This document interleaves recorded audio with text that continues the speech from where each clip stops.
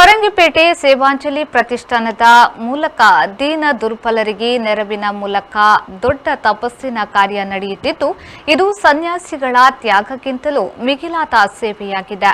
ಇಂತಹ ಸಂಸ್ಥೆಗಳಿಗೆ ನಾವೆಲ್ಲರೂ ದಾನಿಗಳನ್ನು ಕರೆತರುವ ಕಾರ್ಯ ಮಾಡಬೇಕಿದೆ. ಕ್ಷಯರೋಗಿಗಳಿಗೆ ದೇಹದ ಮೇಲೆ ಔಷಧ ಕೆಲಸ ಮಾಡಬೇಕಾದರೆ ಪೌಷ್ಟಿಕ ಆಹಾರ ಅಗತ್ಯ ಎಂದು ಶ್ರೀಧಾಮ ಮಾಣಿಲದ ಶ್ರೀ ಮೋಹನದಾಸ ಪರಮಹಂಸ ಸ್ವಾಮೀಜಿ ಹೇಳಿದರು. ಕೇಂದ್ರ ಸರ್ಕಾರದ ನಿಕ್ಷಯ ಮಿತ್ರ ಯೋಜನೆಯಡಿ ಸೇವಾಂಜಲಿ ಪ್ರತಿಷ್ಠಾನದ ವತಿಯಿಂದ ಫರಂಗಿಪೇಟೆಯ ಸೇವಾಂಜಲಿ ಸಭಾಂಗಣದಲ್ಲಿ ನಡೆದ ಆಹಾರ ದವಸ ಧಾನ್ಯದ ಕಿಟ್ ವಿತರಿಸಿ ಅವರು ಆಶೀರ್ವಚನ ನೀಡಿದರು. ಸ್ವಾಮೀಜಿಯನ್ನು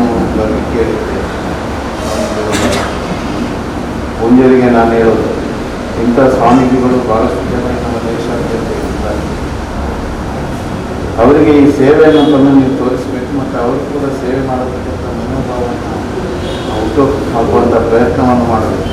ಬಹಳಷ್ಟು ಅವಶ್ಯಕತೆ ಸೇವೆ. ಒಬ್ಬ ಸನ್ಯಾಸಿಯ ತ್ಯಾಗಕ್ಕಿಂತ ಸಂಸಾರಿಗಳಾಗಿ ನೀವೆಲ್ಲರೂ ಇಂಥ ರೋಗಿಗಳ ಇಂಥ ಏನೊಂದು ನಿಶಕ್ತಿ ಹೊಂದಿದವರನ್ನು ಮಾನಸಿಕ ರೋಗಿಗಳನ್ನು ಪರಿವರ್ತಿಸುವಂಥ ಇದೆಲ್ಲ ಸಣ್ಣ ಕೆಲಸ. ಇದು ನಿಮ್ಮ ದೊಡ್ಡ ತಪಸ್ಸು, ಇವಾಗ ಸೇವೆ. ಈ ಸೇವೆಯನ್ನು ನನ್ನ ಮಕ್ಕಳು ಭಾಳಷ್ಟು ಪ್ರೀತಿಸುವ ಸೇವೆ ಇದೆ. ನನಗೆ ಸೇವಾಂಜಲಿಯ ಮೇಲೆ ಅಪಾರ ಪ್ರೀತಿ ಇದೆ, ಅಪಾರ ಗೌರವವಿದೆ.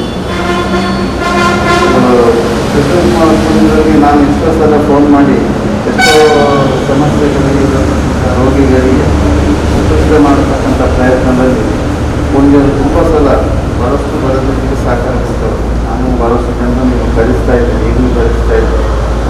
ಮತ್ತು ಪ್ರತಿ ವಾರದ ಕಾರ್ಯಕ್ರಮದಲ್ಲಿ ನಮಗೆ ಬರ್ತಾ ಇದ್ದಾರೆ. ಅದು ಸೇವಾಂಜಲಿ ಎಷ್ಟು ಕಾಗದ ಕ್ಷೇತ್ರದಲ್ಲಿ ಬಂದು ಸುರಿಗೆ ಸೇವಾಂಜಲಿ ಕಾಗದ ಅಂತ ನಾನು ನೋಡೋದು. ಬೇಕಾದಷ್ಟು ಆಮಂತ್ರಣ ಪತ್ರಗಳು, ಮದುವೆ ಕಾಗದಗಳು ಎಲ್ಲ ಬರ್ತದೆ ಪೋಸ್ಟರ್. ನಾನು ಅದನ್ನು ಸುರಿಗೆ ಅಲ್ಲಿಗೆ ಸೇವಾಂಜಲಿಯ ನೋಟಿಸ್ ಏನಾದರೂ ಇದೆಯಾ ಅದನ್ನು ಮತ್ತು ತೆಗೆದು ನೋಡೋದು. ಯಾಕೆಂದರೆ ಇಲ್ಲಿ ಆಗತಕ್ಕಂಥ ಸೇವೆ ಬಹಳಷ್ಟು ಔಚಿತ್ಯ. ನಾವು ಈ ಸೇವೆಗೆ ಇನ್ನಷ್ಟು ಬಲ ಕೊಡುವಂಥ ಕಾರ್ಯಕ್ರಮವನ್ನು ಮಾಡಬೇಕಂತ ನಾನು ಕೂಡ ಪ್ರಯತ್ನ ಮಾಡ್ತಾ ಇದ್ದೀನಿ. ಈ ಕ್ಷೇತ್ರಕ್ಕೆ ನಾವೆಲ್ಲ ಬರೋದು ಮಾತ್ರ ಈ ಕ್ಷೇತ್ರದ ಕಾರ್ಯಗಳನ್ನು ಒದಗಿಸುವಂಥ ಪ್ರಯತ್ನಗಳನ್ನು ಕೂಡ ನಾವೆಲ್ಲರೂ ಮಾಡಬೇಕು. ಸೇವಾಂಜಲಿ ಆರೋಗ್ಯ ಕೇಂದ್ರದ ವೈದ್ಯ ಡಾಕ್ಟರ್ ಚೇತನ್ ಕ್ಷಯರೋಗದ ಬಗ್ಗೆ ಮಾಹಿತಿ ನೀಡಿದರು.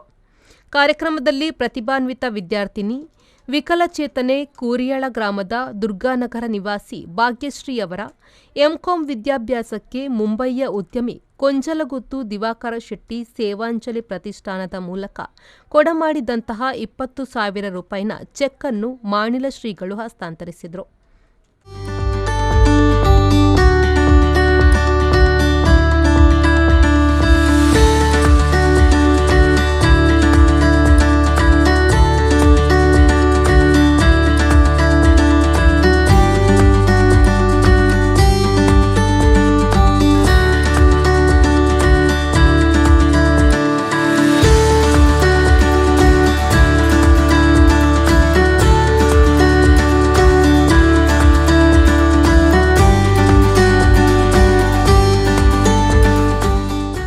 ಉದ್ಯಮಿ ಉಮೇಶ್ ಸಾಲ್ಯಾನ್ ಬೆಂಚನಪದವು ತಾಲೂಕು ಪಂಚಾಯತ್ನ ಮಾಜಿ ಸದಸ್ಯ ಸೋಮಪ್ಪ ಕೋಟ್ಯಾನ್ ತುಂಬೆ ಡಾಕ್ಟರ್ ಚೇತನ್ ಕ್ಷಯರೋಗದ ಬಗ್ಗೆ ಆರೋಗ್ಯ ಮಾಹಿತಿ ನೀಡಿದರು.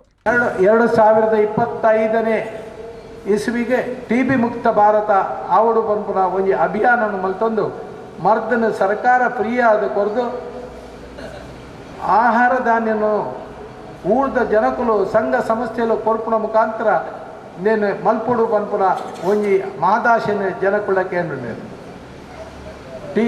ಕ್ಷಯರೋಗಗಳು ಮರ್ದ್ 50% ಅಂಡ 50% ಆಹಾರದ ಮಿತ್ತು ಆಯನ ಅಲಂಬನೆ ಆದುಂಡು ಆಹಾರ ಸೇವನೆ ಮಲ್ಪಂದೆ ಪೂರ್ತಿ